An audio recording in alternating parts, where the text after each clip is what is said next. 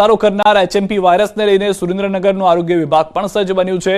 આરોગ્ય વિભાગ દ્વારા સરકારી મુખ્ય હોસ્પિટલમાં સ્પેશિયલ વોર્ડ ટેસ્ટિંગ કિટ સહિતની સુવિધા ઊભી કરવામાં આવી છે।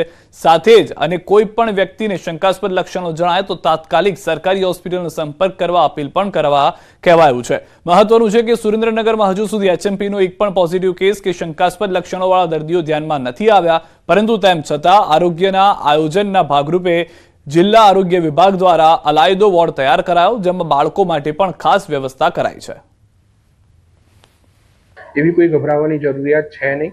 નોર્મલ આવી રીતે શરીરના અંદર આવા ઇન્ફેક્શન વાયરસ થતા હોય છે અને તો પણ અત્રેની ગાંધી હોસ્પિટલના અંદર અલાયદો વોર્ડ ટેસ્ટિંગ માટે બધી જ ફેસિલિટી ઉપલબ્ધ છે, એટલે ગભરાશો નહીં, સાવચેતી રાખીશું અને આનાથી આપણે બચીશું। એચએમપીવીનો વધુ એક કેસ નોંધાયો છે। વસ્ત્રાપુરમાં રહેતા 80 વર્ષીય વૃદ્ધનો રિપોર્ટ પોઝિટિવ આવ્યો છે। દર્દી મેમનગરની સ્ટર્લિંગ હોસ્પિટલમાં દાખલ છે। દર્દીની તબિયત હાલમાં સ્વસ્થ હોવાની જાણકારી છે। દર્દીને અસ્થમાની પણ બીમારી હોવાનું જાણવા મળી રહ્યું છે। તો ચીનમાં હ્યુમન મેટાન્યુમોવાયરસ એચએમપીવીના કેસમાં વધારો થતા દુનિયાભરમાં ખળભળાટ મચ્યો છે।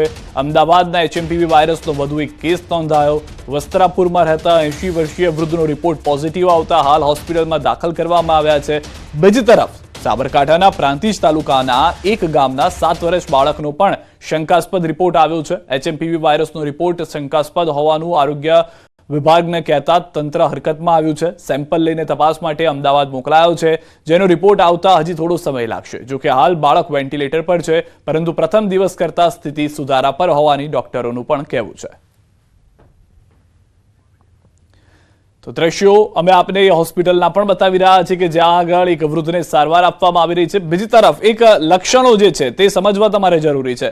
સામાન્ય રીતે શરદીમાં પણ એવા જ લક્ષણો હોય છે, જે લક્ષણો તમને જોવા મળતા હોય છે એચએમપીવી અંદર, તેવા જ લક્ષણો અહીંયા પણ છે। તેના જે લક્ષણો છે તેની અંદરથી આપને ખ્યાલ આવશે કે આપની સાથે રહેતું બાળક અને વૃદ્ધ, કારણ કે સામાન્ય રીતે તેઓની અંદર ઇમ્યુનિટી હાલમાં ઓછી હોવાનું માનવામાં આવે છે, જેના કારણે આ વાયરસ તેમના પર એટેક કરે છે। કોઈ પણ ઉંમરની વ્યક્તિ આનો ભોગ બની શકે છે, તેમાં કોઈ બેમત નથી, પરંતુ બાળકો અને વૃદ્ધો ઉપર તેની વધુ અસર થતી હોય છે। સાબરકાંઠામાં એચએમપી વાયરસનો પોઝિટિવ કેસ નોંધાયો છે। 7 વર્ષના બાળકને એચએમપી વાયરસનો પોઝિટિવ કેસ। આરોગ્ય વિભાગે લીધેલા સેમ્પલનો રિપોર્ટ ગત મોડી રાત્રે આવ્યો। જિલ્લા આરોગ્ય વિભાગે સેમ્પલ લઈને તપાસ માટે અમદાવાદ મોકલ્યા હતા।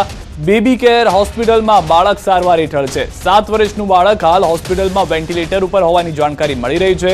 એચએમપીનો આ પહેલો કેસ બાળકની અંદર ગુજરાતનો હોવાની હાલમાં પ્રાથમિક જાણકારી છે। સત્તાવાર જાહેરાત ટૂંક સમયમાં થઈ શકે છે। અમદાવાદમાં પણ એક દિવસ અગાઉ એક વૃદ્ધ વ્યક્તિ પોઝિટિવ આવ્યા હતા એચએમપી વાયરસને લઈને, જેઓની પણ સારવાર ચાલી રહી છે। ત્યારે આ વધુ એક કેસને લઈને જાણકારી। એચએમપી વાયરસ અંગે બોલ્યા આરોગ્ય મંત્રી। ચાઇનામાં પણ રોગ અંગે કોઈ પેનિક નથી, ગુજરાતમાં પણ પેનિક થવાની જરૂર નથી। આ વાયરસ ચેપી હોવાથી સાવચેતી રાખવી જરૂરી છે। એચએમપી વાયરસ 2001માં અસ્તિત્વમાં આવ્યો હતો।